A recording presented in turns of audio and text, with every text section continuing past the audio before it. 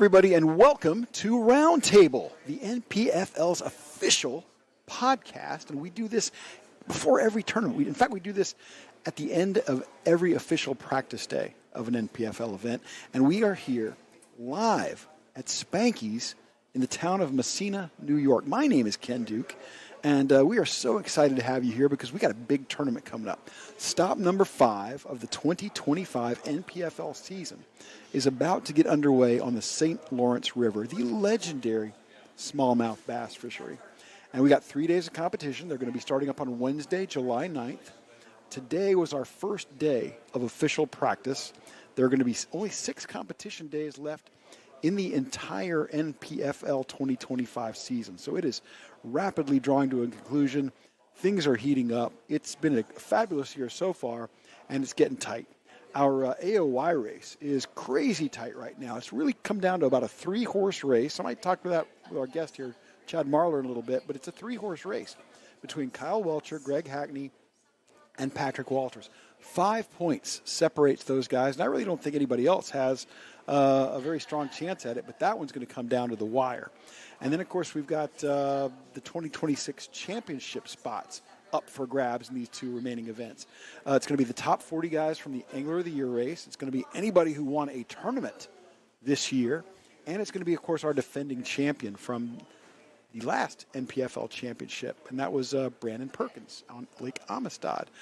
The guy sitting next to me, I hope you recognize him. If you don't, that's on you, because he won our last event. He won Stop 4 in Oklahoma on Lake Eufaula. Everybody welcome Chad Marlor. It's a pleasure. It's settled in now. It was a little unreal when I made it back from Eufaula, but it's settled in now. You know, the phone slowed down just a little bit. So, coming here, I just want to say thank you all so much for having me on tonight. Well, first of all, I thought you were remarkably composed after that win. You looked like you were ready. It looked like somebody just said, cue Chad Marlor, and you were go, man. You were smooth. You were articulate. You had some poignant comments to make about the league, about your career. You did not look like you were overwhelmed in the moment. You know, I mean, my prior job taught me how to control my emotions a lot. But, realistically, this was probably one of the hardest times in my life to control my emotions. You know, a lot of people don't realize that there's so much you hear that term blood, sweat, and tears. You know, when I talked to you all at the event, when I was a kid, this was a passion. It was a dream. It was a dream. And then when I started fishing, after I got out of the military, I fished before I got in the military with my dad. Let's go back, because you said your previous job. Mm-hmm. Your previous job was in the U.S. Army. Yes, sir. Is that correct? Yes. How many years in the Army? So I did 9.5 years, and I spent most of my career in the 82nd Airborne. I was infantry. I was in 1508. So if there's any of the Fury guys watching, hey, Fury from the sky. Cool. Now, what did you do? So I was infantry, and I jumped out of planes. That's the best way to put that. I would not do that. I would not jump out of a plane. I'm excited when the plane lands, actually. So that would not be for somebody like me. I was excited when I got to the ground. Getting out of the plane was always a thing, but once I was in the air, it was no big deal. But the guy front and behind you had to trust him. So that's where a lot of that poise came from, your military experience and training. I get that. Brad Fuller, the president of the NPFL, he had a long career in the Air Force and Special Forces. So I have a lot of respect for you guys. Thank you for your service. Oh, no, you don't have to thank me. I knew what I was doing. Thank you, though. Well, thank you for your service, because not everybody's willing to make that kind of commitment, and not many can. Not many are capable of what you did. So thank you for that very much. And then let's get a little background on you. You're originally from Missouri. 39 years old. You live in Jasper, Texas, and you're, in addition to your career as a professional tournament angler and traveling touring pro, you guide on Sam Rayburn Reservoir. Yes, sir, that's all correct. Another legendary bass body of water. Yeah. I mean, when you look at that area, the history in itself, I want to look at, we talk about history, look how many professional anglers cut their teeth on Sam Rayburn or Toledo Bend, the Hemp Hill gang. Yes, the Hemp Hill gang back from the 70s. Guys like Tommy Martin and Larry Nixon and, on and on. Bo Dowden was part of that group. Some lesser-known names as well. But, the legends. And, of course, Jasper, Texas, where you live, if you're familiar with Todd Faircloth. Yep. Todd lives in Jasper, Texas. That's correct. Yep, I see Todd out in the water all the time. There you go. So this is ground zero of big-time bass fishing. I think it is, and what I would tell anybody is, if you have a dream to become an angler, at the professional levels, you need to put yourself in a setting that you're going to surround yourself with anglers that are going to push you. I mean, on a typical day, on any given time in Rayburn in a tournament, you're never safe.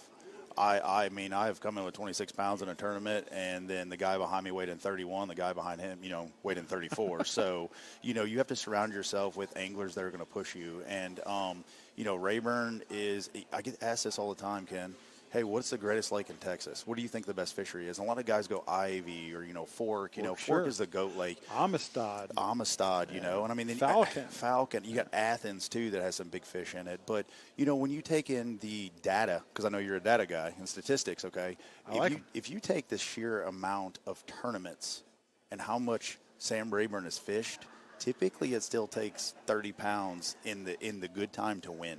From January to March, and if you're not coming in, back it used to be 16 pounds, would get you a check. 16 pounds wouldn't hardly get you anything anymore, and then we, just looking at that aspect, Rayburn itself is legendary, and what's interesting is over the last X number of years of me guiding, I've seen that lake transform into a different beast. The fish are still there, but our grass has died over the years. We've had a lot of up and down water levels, and but Rayburn itself, I'll tell you right now, you talk about talent, there is a lot of local talent in Sam Rayburn. I have no doubt. And what is it about, Toledo Bend, Rayburn, that area that seems to produce these bass pros who are extremely versatile, capable of catching them under a variety of conditions, under a variety of cover types and things like that? What is it about those bodies of water that is such a proving ground? To be honest with you, they fish very diverse. You have grass, you have piles, you have, deep drop-offs, and there's always shallow and deep fish. I teach this guiding. You always have two types of fish most of the time of the year except for during the spawn, Right. It's a very diverse fishery, just like we were talking about before we came on live. Before I left, we were catching some real big fish. We had a 9.5, and, they're in 30-plus foot of water.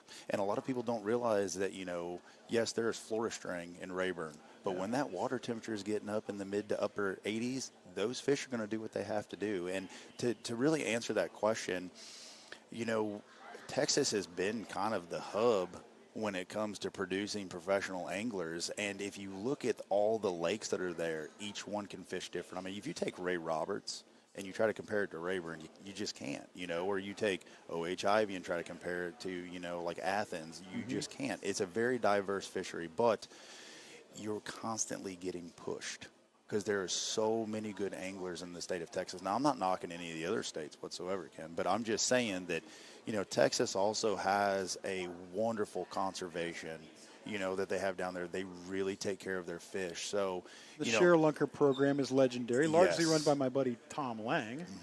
Some great people and great programs. They do take care of their fishery. They appreciate what a tourist draw it is. Oh, absolutely. I know a lot of people come to see you and visit you and book you at Rayburn as a guide because they want to I've had 6 that. voicemails since I've been here, and everybody wants to go right now. And that's unfortunate, but it is what it is. Timing is bad, folks, but he'll be back. He'll be back in Texas in less than a week. He can take care of you then.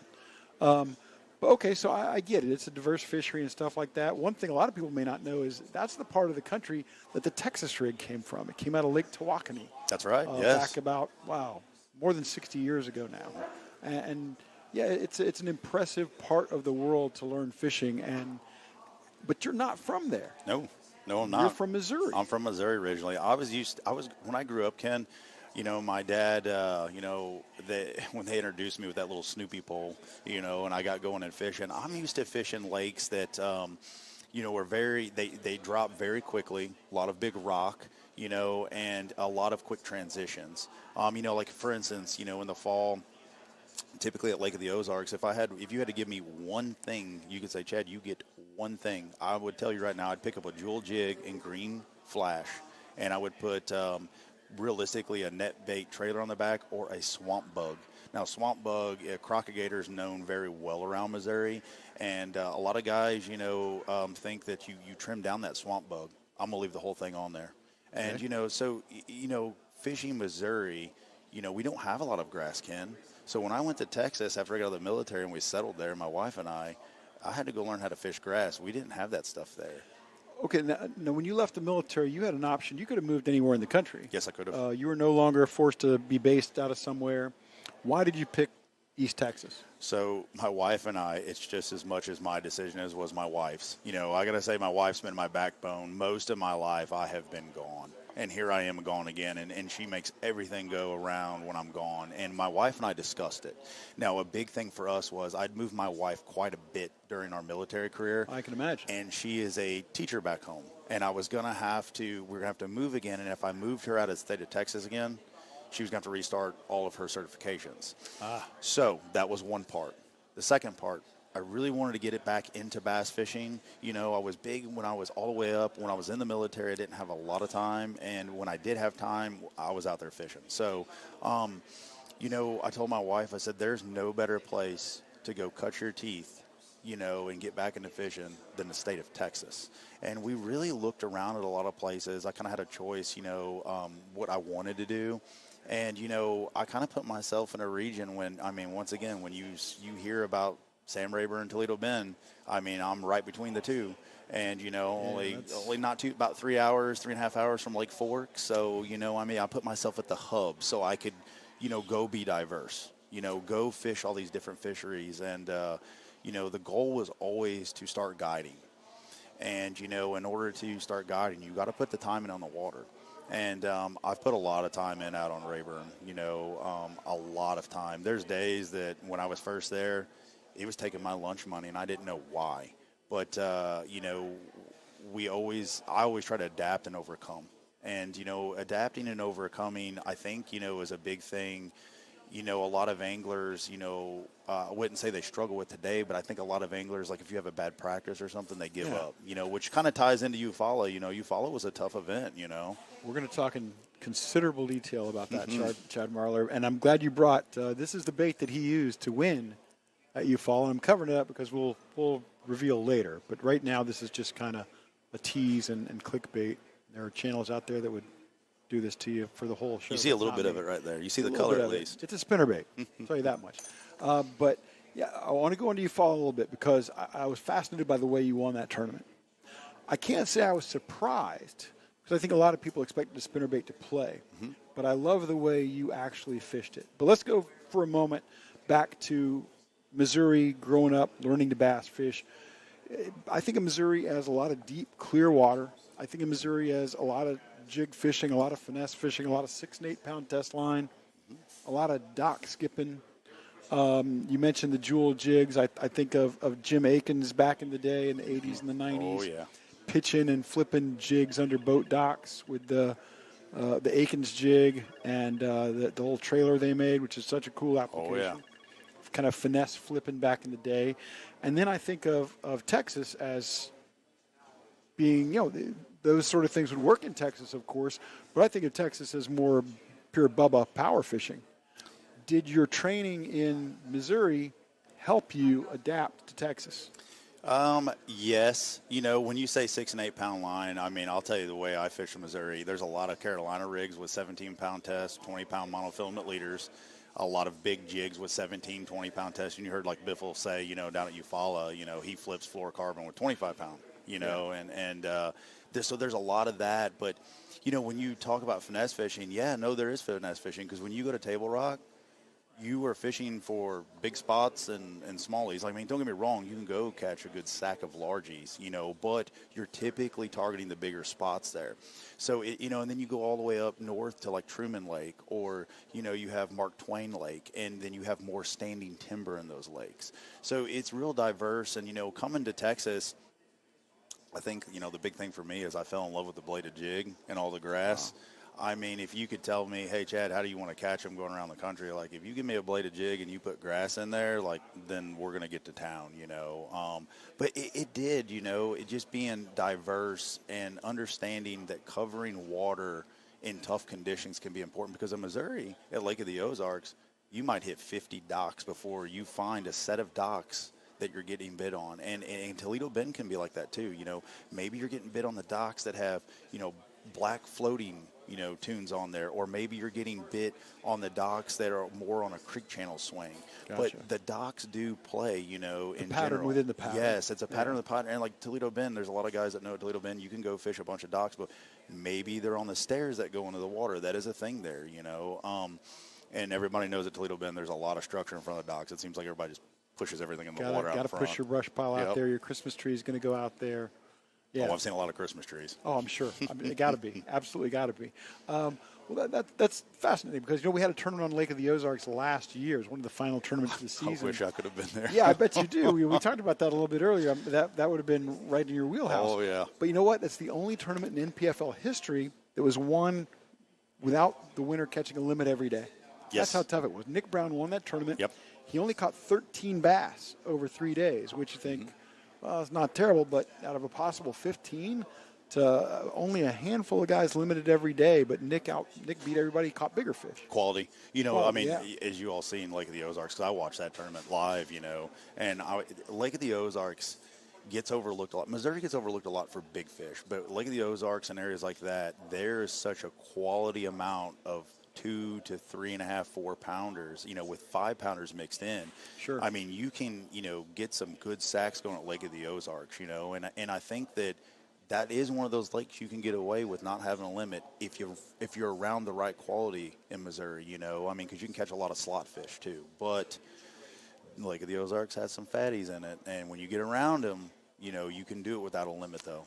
All right, you gave us a perfect transition to your Eufaula win. And, folks, this is not the Eufaula on that Alabama, Georgia, Florida line. This is Eufaula, Oklahoma. It's 102,000 acres of, a lot of people want to say chocolate milk. I would say strawberry milk. I would agree with that. Or I would say, like, red lightsaber looking orange, it can get orange. And like Biffle said, he's seen it orange like that. If you'd seen it from a distance, you would not have known it was water. There were several times I was driving by the lake, and I thought that was just an open field that had been recently plowed or turned, and no, it was the lake. It was that color. It was that muddy. It was 7-8 feet high. The visibility was in the beginning. It was. Yeah, the visibility was less than an inch in much of that water. That's a fact, yes, sir. And I thought, okay, this is a tournament that will be won with less than a limit every day. I really believe that. Instead, 90-plus anglers limited the first day. Yes. It wasn't as good. And, well, let me back up. Day one, it was canceled, postponed because it's Oklahoma. Yeah. There's storms. The wind was blowing. There was lightning. It was just a dangerous situation. All 110 anglers launched their boats, and then they put them back on the trailer without anybody making a cast because it was just too dangerous to go out. Oh, yeah. So day two. Well, first of all, what are your thoughts going in and seeing day one scrubbed?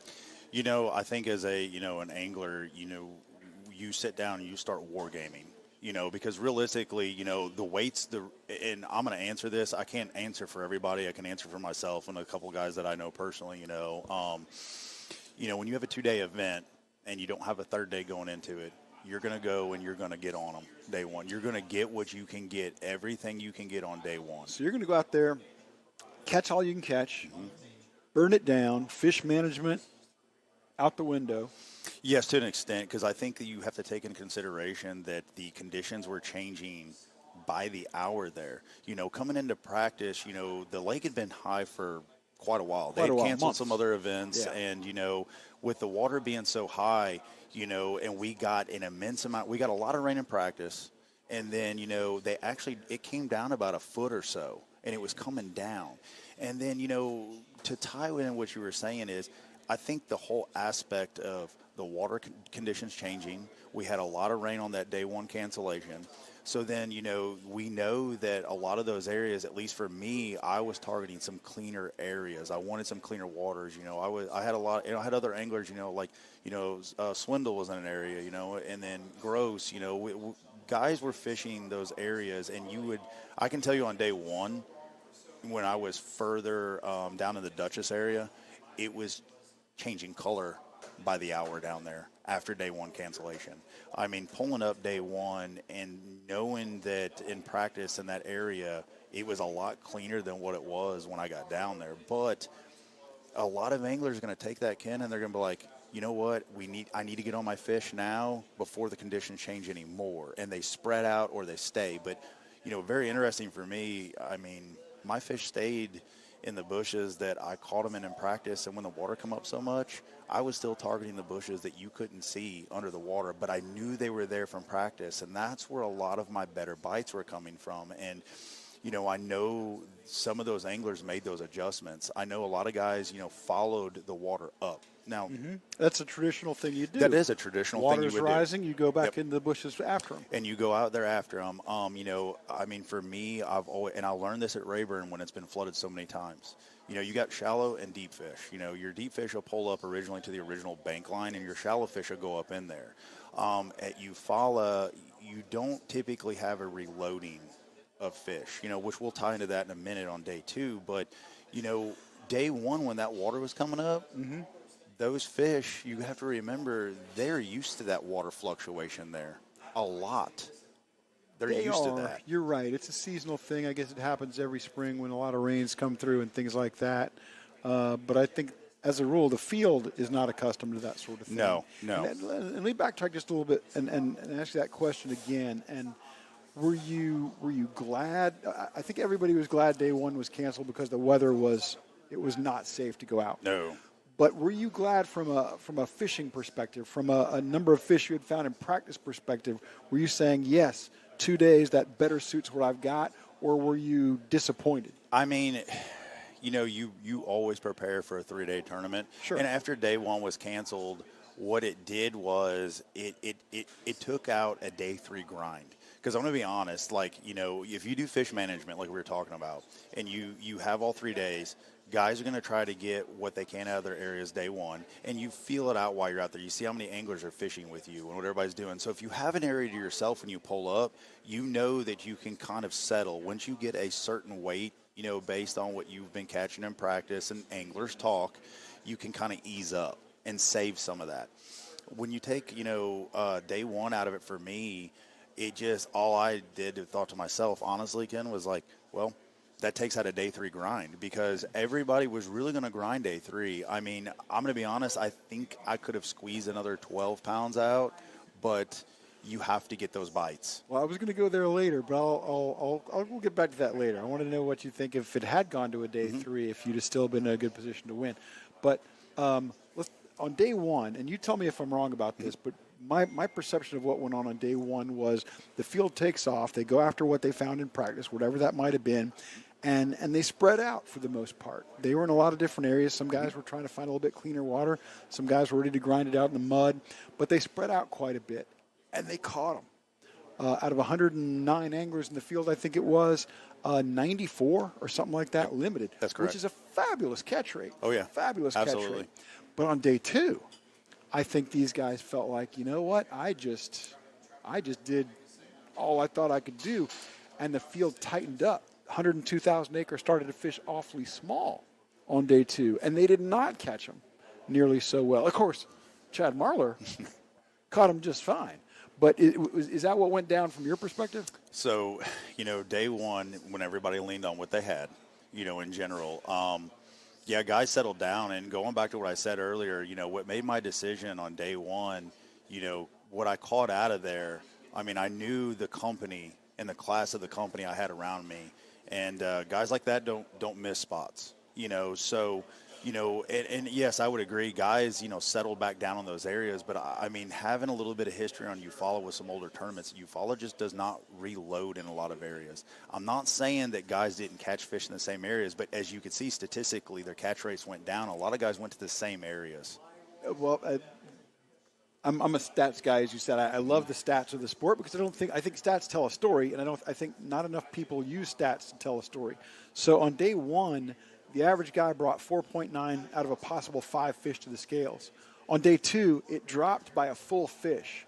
And I will tell you that has never happened in league history. It has never fallen so far, so fast in one day. Yep. But it did at Eufaula. Yep. And it did for almost everybody in the field. There were just a handful of guys, and they're the guys that are top of the leaderboard, guys like Chad Marler, guys like Gerald Swindle and so forth, who managed to catch them both days and do really well with it. Let's get into your pattern, because your pattern fascinates me, and you show us the bait if you don't mind. So I was using a very specific. Now we talked about this. This is a Hildenaro blade spinnerbait. This is a short truce and I wide. wonder if that'll help. Yep. Folks I see hope it you all can see it real well. So this is a willow leaf configuration. Now I'm going to be honest with everybody. The winning spinnerbait's sitting on the trophy at the house, but I will tell you all this. This willow leaf configuration, I caught just as much fish on it. And when it comes down to an angler perspective, you're going to throw what you have the most confidence in. And I was very confident in throwing the Colorado blade version. I had this one sized down, and I'm going to explain why. You felt like, is that a 3/4? Like, this is a 3/4. So you can see I've got smaller willow leaves on here. And also on the on the bait, Colorado, the same thing. I've got smaller Colorados wait a minute. on. But okay, the bait that's sitting in the next to the trophy at home, that has Colorados. That has Colorados. And I have the confidence in this one. It just comes down to your personal confidence level. Gotcha. I felt good throwing what I was throwing with the Colorado blades. I've got a lot of questions about this spinnerbait, and I guess I'll start right now. First thing was the willow leaves, because traditionally you'd think a guy would throw Colorado blades in dirty water because he wants the maximum thump. And he wants those fish to be able to use their lateral lines or whatever senses they have to be able to find that bait. And I'm going to hold this up again, too. Yeah, go ahead. First of all, and Chad told me as much, I thought, wow, this thing is wide open. And Chad said, no, it got sprung open because it was eaten up by so many good fish. Yeah. So that was it. So ordinarily he would pinch that thing down. And you can see that's a heavier wire that's on there. And it would, that spinnerbait was, I asked Michael, the owner, to specifically build me these two versions. So I went with the smaller blades on there because, one, it allowed me to keep that bait down, but I could burn it twice as fast with smaller blades. Gotcha. Same thing with the Colorado version. The Colorado version is the same. You can see I've got, like moss and stuff on it still. They come right out of the boat, dude. I shouldn't have taken that off. That was precious moss. It's good. From Lake Eufaula, Oklahoma, in a derby that this man won $100,000.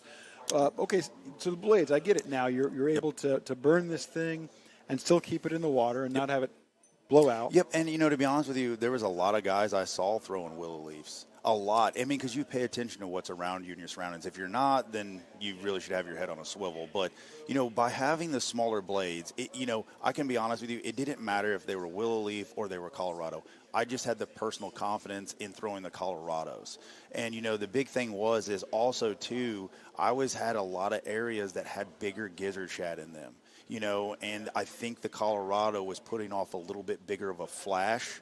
And I think that's what was getting some of those key bites around some of the bushes, underneath, when we'll dive into the way I was fishing in a second. Yeah, but that's fascinating to me, too. Yes. Realistically, I was throwing the 3/4 ounce. They have a heavy-duty wire on them. I'm not going to lie to you all. I went through 5 spinnerbaits. 5 spinnerbaits the way I was fishing them, and they were absolutely crushing it the way I was doing it. But with that being said, the smaller blades allows me to burn that spinnerbait faster and cover a lot more water and be a lot more effective. Because if you're covering a lot of water when Eufaula was flooded like that, I mean, you could flip a million bushes and then come to 2 or 3 and get bit, right? So, I mean, it is Oklahoma, and they do like a spinnerbait. So I'm wanting to cover more water, more effectively, more efficiently. Now, having smaller blades on that with a 3/4, it was kind of like that rhythm. I knew I was getting proper depth, and it wasn't so big of a blades that they were getting hung on all the trees either. And and everybody asked me these 2 questions. Did you have a trailer? Did you have a trailer hook? No, I did not have a trailer on it. I did not. So you're fishing it just like skirt. that. What you see right there, just like that.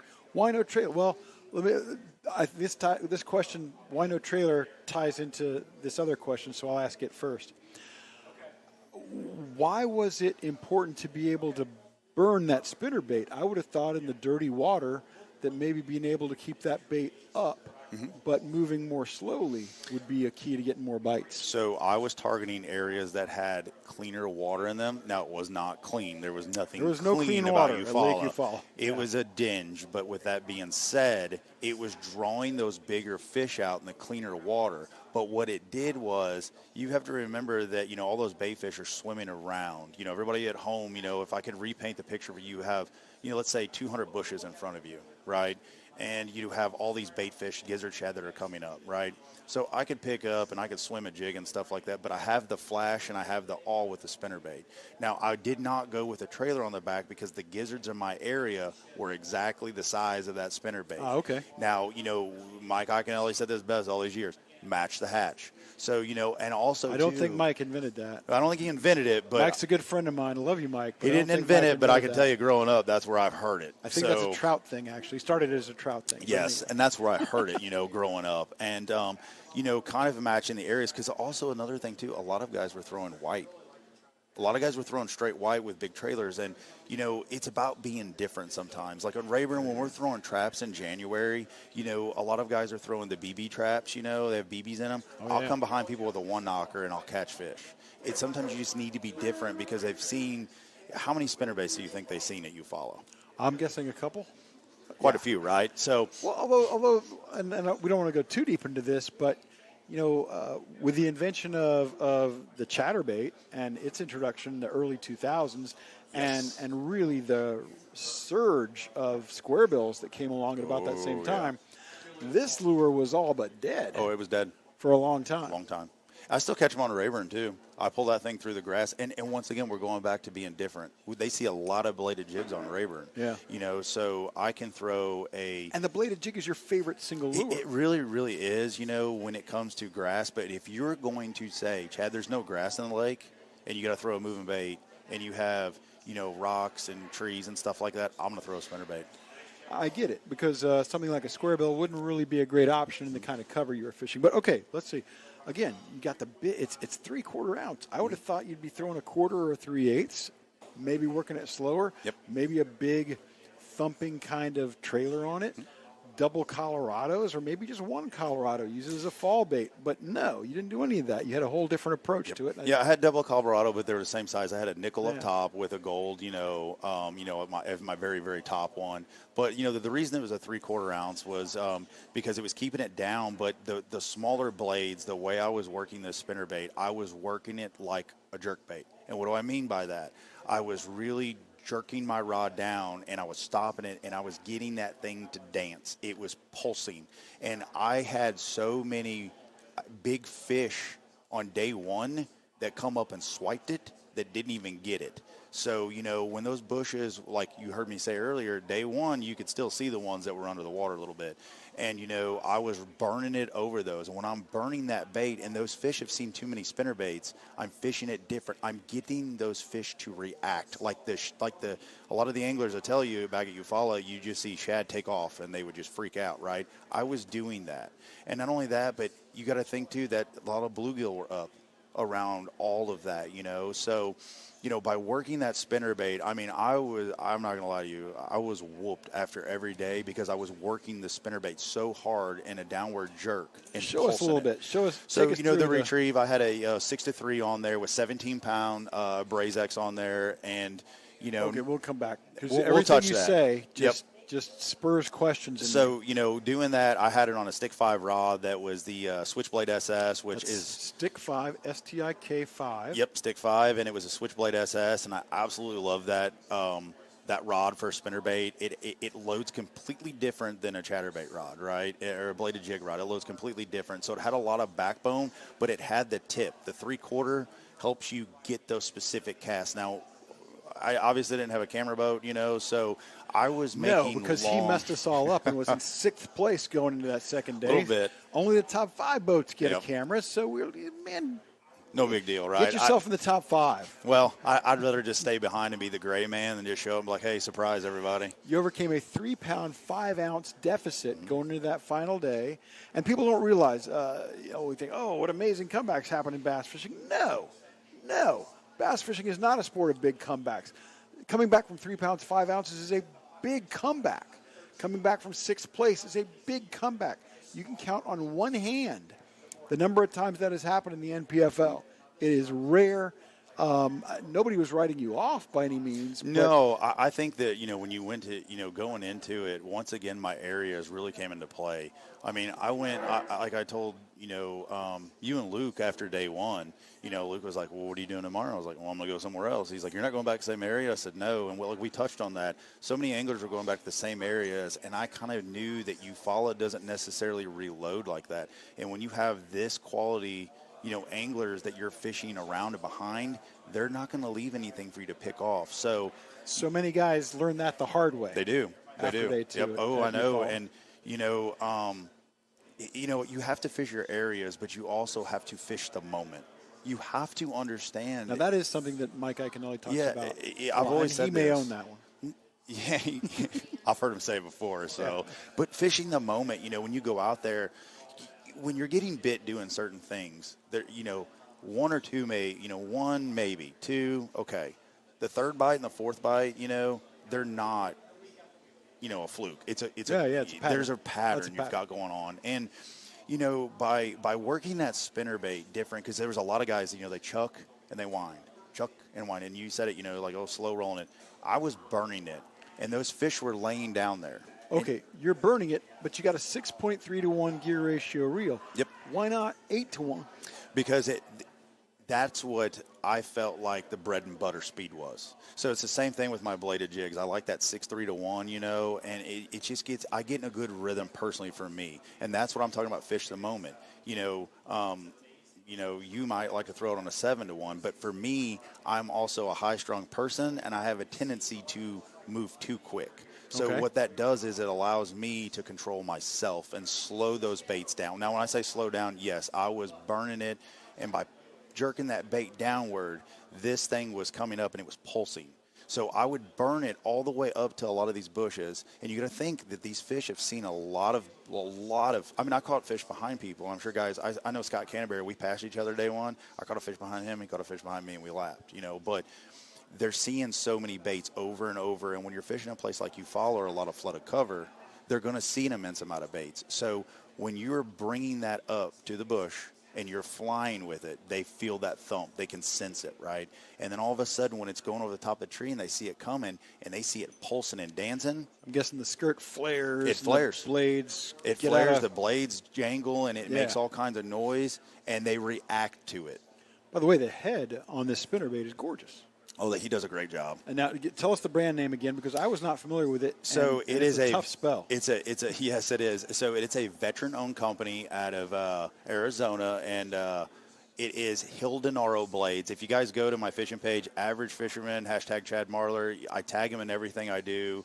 You know, it's just what I love about these it's a hand-tied skirt, which if you see on there, it's got, you know, it's wire-tied. So it allows me to abuse it and then some. And then it has a real heavy-duty wire, and, you know, the way that wire is designed, it's meant to 4x4 through things. And, you know, at Eufaula, I wasn't scared to put it into the bushes. Sometimes I was making very, very long casts because, you know, I don't know if it was just me. I didn't really talk to too many anglers, you know, in general, but my real long cast where I was doing that, I felt like I was keeping myself back. I was, you know, you don't hear the waves on the, you know, the boat. I didn't have any sonar on. I didn't even have my 360 on. There was no point in doing that and creating more noise. So those longer casts were, except the 8-pounder, but the 8-pounder was in an area where I'd caught some good fish already. We'll get to the 8-pounder. But, okay, so you're making long casts. What size line is this again? So that's 17-pound. I was using 17-pound, and I'm going to answer your question what you said, why not braid? Why not braid? The man's thrown into the heaviest cover he can find. The visibility is this. The visibility is basically nothing. Why are you not throwing 65-pound braids? So a lot of times, you know, you'll hear a lot of guys talk about this with swim jigs too. If you're throwing something that, you know, if you don't have the right rod setup and things like that, you know, by throwing a braid, a lot of times you can dull yourself down on the hooks because you don't have enough give, and you need that loading for a spinnerbait. So the 17-pound test allows me to get it in those areas, but also I'm one of those guys, I try to get away as light line as I can. My areas, yes, they were dingy. You know, personally, I wanted that fluorocarbon. It doesn't stretch much, but it stretches more than braid. You know what I mean? And also, too, when I would get hung up, I could use that fluorocarbon, you know, and yank it and let it get rebound. And then a lot of times it would come out of the tree or the bush I got stuck in, and I would be able to continue my retrieve. Okay. So, you know, and braid for me, the only thing I personally use braid on is my topwaters, Alabama rig, and, you know, my flipping stick. Now, that really depends on the flipping thing, too. You know, if you're flipping real clean water, I try to get away with real heavy fluorocarbon because, look, when forward-facing sonar, whether you're forward or against it, it doesn't really matter. But, look, if I can see my braid on my forward-facing sonar, those fish can see it. I promise. Yeah, well, we'll get into that because I think it depends on the cover. It depends on the cover. If you're flipping wood cover in clear water, I think they can absolutely see it. Mm-hmm. If you're pitching grass, maybe not. Well, I think it comes down to grass. You know, when you pitch in a hyacinth mat and you hear it go zzz, zzz, up and down, well, that doesn't sound natural in the water. There are brands that cover that. There are brands. There are brands. It's a different show, Chad Marlor. It's a different show. It is. Next year or the year after, when you win one of these things in Florida, we'll talk about that. Absolutely. I actually want to go talk to Tommy and be like, so you flip 25-pound fluorocarbon and everything? Like, please tell me the difference, and I'm going to pick his brain about that one day. Well, Tommy's got to where he throws that biffle bug and hardhead about as often as anything else. Oh, he does. But anyway. And he'll tell you sometimes he gets too much into it, and it'll hurt him. Oh, yeah. we had that. We actually had that conversation at Eufaula on the first practice day because Tommy came in and we did a roundtable with Tommy Biffle. I've had the privilege of working with Mr. Biffle for decades. You know that? It's awesome. So anyway, when Chad handed me this bait, those are the things that shocked me. I had heard it was a 3/4 ounce bait. I had heard that he threw one with Colorados and Willows, and I'd heard he told me he'd use the fluorocarbon line. But then you see it and you think, what? Why? Seems there are other ways, but the man. Everybody's got a rhyme. Everybody's got a reason. You got a reason for everything, and it paid off with a big win. Let's talk about day two. So day two, you didn't fish the same areas. You went to new areas. You fished new water. Yep. What was different about the new water you fished versus where you had success on day one? Interesting enough, it was on the complete opposite side of the lake. So, I mean, I'm not scared to tell everybody where I was fishing. I fished, down in Dutchess day one. Day two, I made a real long run, and I went past Longtown and went on up. Now, I had fished this area in day three of practice, pulled in, caught 10 pounds in just a few casts, I think 6 casts had a little over 10 pounds, just sampling things. But it had the very similar style setup that I was fishing on the lower end. You had cleaner water. You didn't really have a river that fed it in those areas. Now Dutchess had one side there was a river coming in general, but it was just like, on those rounded points. I think Swindle mentioned that, fishing those rounded points that come out, right? But also what was different about the further northern region, there was a lot more oak trees that were out on those points. And oak trees are similar, they're not as big as cypress knees, but you get a lot of root balls down there. And, on day three of practice, I really liked the way that area looked. And the big thing was, too, keeping your bait in the water. Look, you can run all over a lake, and you can eat time up covering, water with your boat. But in an event like Eufaula, keeping your bait in the water and covering water is imperative. They were really spread out. So going up there, washout, it was a risk. But, during day three on practice, I was fishing very specific little areas that I was getting bit in. And it was a little different than some guys. And I watched that area in practice on day three. No anglers ever went to it. I went to other places where I was at, but I kept looking back at that area, and all the boats kept going by it, and nobody hit it. So it gave me the confidence on day two. Guys probably didn't hit it. How early in practice did you get on this pattern? So day one of practice, just pretty much like everybody did. A lot of guys started with buzz baits, top waters over the bushes, Very successful. And I want to be honest with you. I'm going to tell you right now, I didn't catch that many fish on a buzz bait. I didn't. So, I went back into, that digging back into that power fishing bag. I went ahead and I started, flipping creature baits.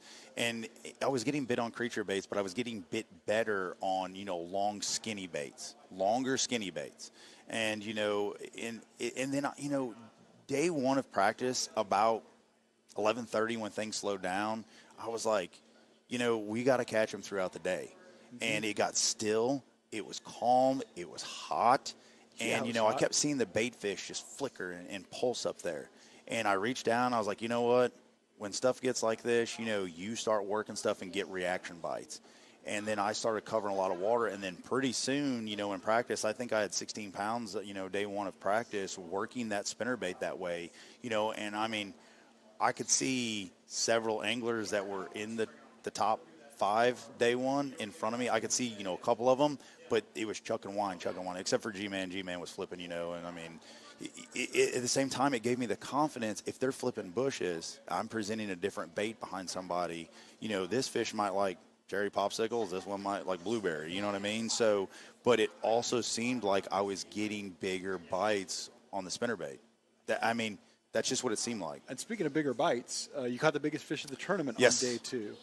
And that made a massive difference. I knew they were in Oklahoma, but I didn't think I was going to lay into one on, the final day. I don't think anybody was expecting the weights that you guys caught at Eufaula under those conditions. I don't think anybody was expecting the numbers of fish that would come to the scales. And I don't think anybody expected to see an 8-pound, 1-ounce fish come across the scales but that's what you did on day 2. Yeah, honestly, I don't think guys really sandbag in practice. I don't think practice was really great, but it seemed like as the event was going on, either it was the big rains we had on day 1 that was bringing fresh micronutrients into the lake, and that was, causing those, bait fish and stuff to get up there, right?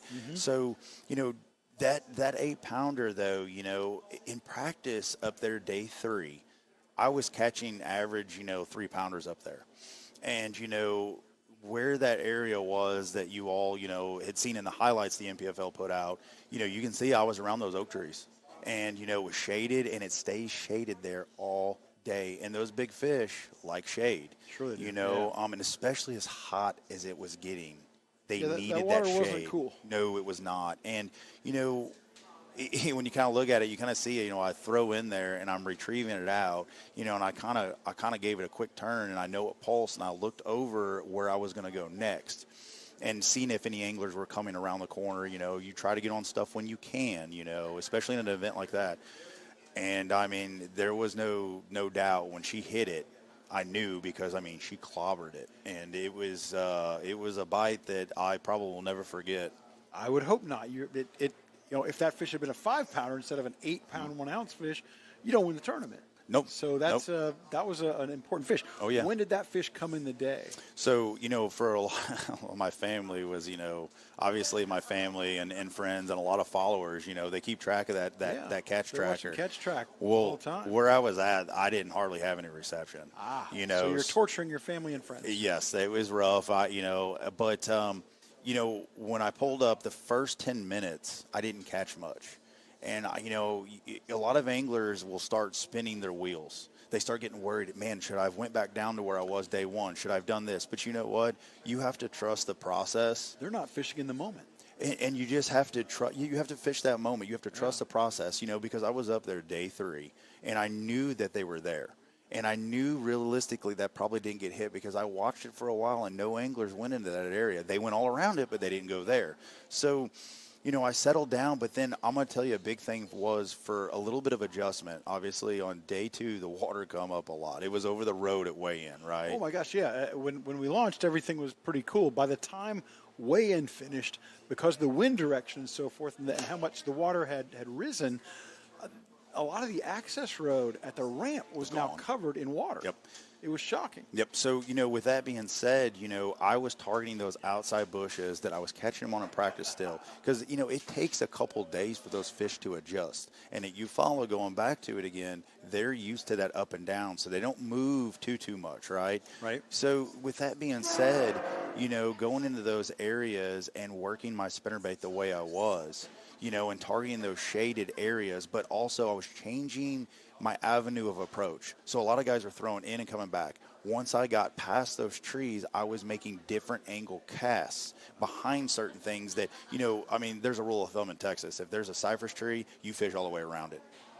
Because if you don't fish all the way around it, you might catch a giant behind it. So I was really taking that aspect, of learning fishing in Texas, and I was applying that, and I had the trolling motor on 7 and I was covering a lot of water, but being very cognizant of what was going on around me and changing directions, bringing that spinnerbait at a different direction was really important, honestly, because if you have the best of the best out there flicking, once again, they're not going to miss too much. No, they're not. Hey, congratulations on that win. Thank you. Very impressive. I'm very humbled. I'm not going to lie. Like, God and Jesus Christ have all the glory because, I have no doubt I wouldn't have been there. I wouldn't even call that 8-pounder. I was there for a reason, believe me. You said it finally has sunk in, and I can get that because you look at the field that you beat. Mm-hmm. You beat the Kyle Walters and the Greg Hackneys and the David Fritz and the Patrick Walters and the Drew Cooks, and we can go on and on and on. Oh, yeah. Less than a month later now, what's your big takeaway? What's the first thing you think about having won that tournament? It's time to get back to work. Oh, That's exactly what I think about. I think that, That's a great attitude. realistically, I mean, don't get me wrong. I'm not being arrogant, but I'm just saying, truthfully, and when you're fishing professionally, it is a short, sweet-lived moment when you win because you have to get back to work because these guys are going to get back to work immediately. Yeah. And when I don't have time to sit there and just, awesome, and pat myself on the back. I have to get back to work.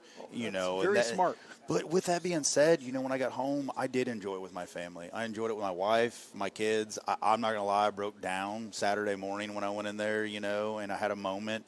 But, answering your question directly, I grew up watching some of these guys, and it was an honor to fish against them. But at the end of the day, it's anybody can be beat. I could have been on the other side. We're all people. We're all anglers, and I think what it did was, it settled me down. And you're like, trust the process, Chad. You put the hard work in to get there. You trust the process, and, that's what you can do. I love the answer that you're ready to get back to work because there are 109 anglers in that field, and you're the only one who left really happy. Everybody else left there thinking, I let this get away from me. Mm-hmm. I made some bad decisions. It wasn't the tournament I wanted. Mm-hmm. But only Chad Marlor leaves satisfied. Oh, yeah, and when I got home, I'm not going to lie, for me as an angler, I think it's really important that, this is just for me, and this comes from the military background. When I got home, I didn't look at what I did well. I look at what I did that I could have done better. What could I have done to make myself better? Because when you're in those grinder events, every little detail is important. And honestly, you mentioned that a lot of anglers left unhappy. I think that was, for me, that's a strong suit, that grind. I'm not going to be out-grinded. I'm not going to. How much of that is your experience growing up fishing in some tough waters in Missouri, and how much of that comes from your military background? Where do you get that resolve? Or is it all of it? I think it all comes together in a big picture, I wouldn't be in this position if things didn't happen the way they did, if, my dad didn't, my parents didn't give me that Snoopy pole when I was a kid and take me out there, and introduce me to fishing, and then, in the military, there's always something to overcome, but I think that's life in general. You have trials that you have to overcome, and in the fishing world, there's going to be times there's triumphs and there's going to be failures, and you're going to have a lot more failures. If you just take a look at my season stats, as a rookie on the trail, I've had an up and down season. I started great on Santee Cooper, but it fished 17th at Santee. And day 3 killed me, knowing, that cold weather was coming from fishing Texas, that was going to hurt the grass bite, but I just didn't have the experience at Santee Cooper to make those adjustments, You have had your ups and downs this season. Oh, yeah. Good start at Santee. Then the bottom falls out at Lake Norman. Oh, man, I'll tell you what. If you said, hey, Chad, you don't have to go to Norman ever again, I won't. And realistically, when I got home, I'm going to tell you the truth. What it was is that I just didn't have the right set of docks that I was getting bit on enough. And then I quickly realized there was a handful of us that were all fishing the same docks. Because ironically, we were all getting bit on the same docks. So you're playing musical chairs in the same docks and depleting the population there. So tough one. Bottom falls out at Norman. Yes. You're 105th. Then you come back at Douglas. Not a great tournament. Middle of the pack, 72nd. And, of course, the win at Eufaula.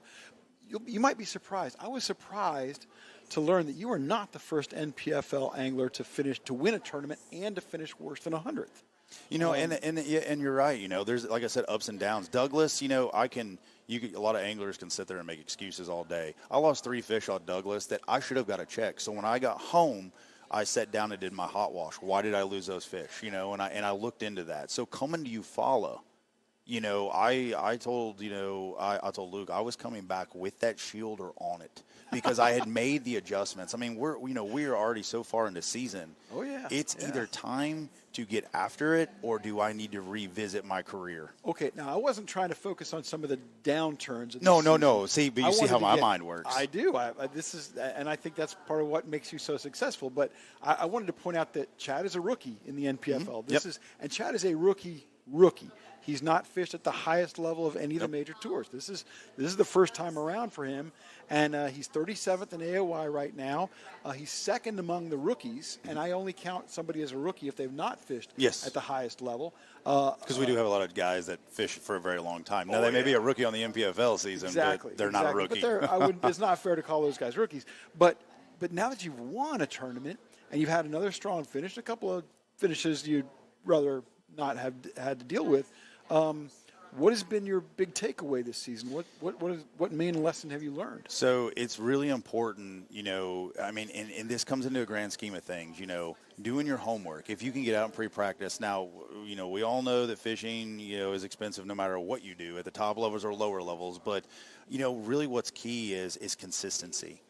Being consistent at doing homework, being consistency at constantly being, a student and learning, and adapting. Like, we're here at the St. Lawrence. I've never been here ever. I'm not going to sit here and tell you that I caught 25 pounds a day, but I caught 17 pounds a day. You know what I mean? So you're talking about consistency in the process. Yes, in the process. You have to trust that process. Here's the thing. In order to, I teach my customers this all the time, that, they're like, Chad, what made you take that step to go professional? Okay, I'm always learning and growing as an angler, but you have to master the basics. And what I talk about that is you have to understand your topographical mapping. You have to understand your seasonal patterns. You have to understand, when to go do this or that, when to make those adjustments based off time on the water. Spending time on the water is so crucial these days. I'm not talking about staring at a screen now. I'm talking about putting the time in and understanding why this fish wanted this over a chatterbait. Yeah. Understanding those small things. And those are basics. That's basics. Water temperature. That's really important. You know what I mean? Like, you don't want to be getting so far back, because as I got further and further back in a lot of areas, the water temperature kept going up and up and up. And I'm not saying that big fish don't. I've seen it in Rayburn in the dirt. Yeah, they don't mind. They don't mind hot water. They don't mind, but you have to look at the majority. What is the majority consensus going to do? And I think as an angler for me, that's where I continue to try to be a student and continue to grow. Because if you're not growing every day, you will get left behind in this career. You really will. Yeah, especially in a league as tough as the NPFL. Absolutely. Hey, Chad Marlor, you've been a blast, man. Hey, it's been a pleasure. Thank you enough for your time here. And good luck out there on the St. Lawrence. The man is tearing it up. Won at Eufaula. He's qualified for the 2026 championship now, currently 37th. And I know you want to earn it also by finishing in the top 40 of AOY. I really want to, and I mean, to answer the question, knowing that I qualify for the championship next year in my rookie season, checks off a bucket list. But, we got to get back to work, because there's a lot of lakes. I've never been to St. Lawrence. It's been fun. But I'm going to continue to grow as an angler, because that's what you have to do in order to keep being successful. You have to grow. Now, on your social media, how can folks find you if they want to book a trip on Sam Rayburn or just want to follow your career more closely? So if you just type in average fisherman and it's separated, capital A, average, and then it's space, and then it's fisherman with a capital F, space, and it's hashtag Chad, space, and Marlor. And you guys can find me there. The NPFL, I got to give a big shout out to them, by tagging me as much as they do on my fishing page. It's been a blessing, and I can't thank the staff enough for everything they do here that the cameras don't get to see behind the scenes, really. It's a hard-working crew at the NPFL, folks. Hey, Chad Marlor, thank you. And I want to thank everybody watching for your support of the NPFL. Wear the pride. Check out the website, nationalprofessionalfishingleague.com. Check out the apparel page. Order some stuff. Get a cap. Get a shirt. Something like that. Show that you support the league. It means a great deal. This is Stop 5 on the St. Lawrence River. It starts Wednesday, July 9th. The live weigh-in with Big Al. He's bringing the boom. Beginning on Wednesday at 3 p.m. Eastern. The weigh-in is at Messina Intake Boat Launch, so if you're local, come on out, check it out, get some autographs, pick up some apparel. Live on the water coverage starts Thursday with Luke Duncan and Fat Cat Newton. Those guys are the best. Funny, entertaining, analytical, 9 a.m. to 2 p.m. I like to say, Chad, we got 1 million acres of fishing water out there. We got 100 anglers, got $100,000 of prize money, but just one red, white, and blue shield trophy. You got it last time. Somebody's going to get it this time. Roundtable is going to be back tomorrow, 7:30 Eastern, when my guests will be Wes Logan and Kevin Rogers. We will catch you then.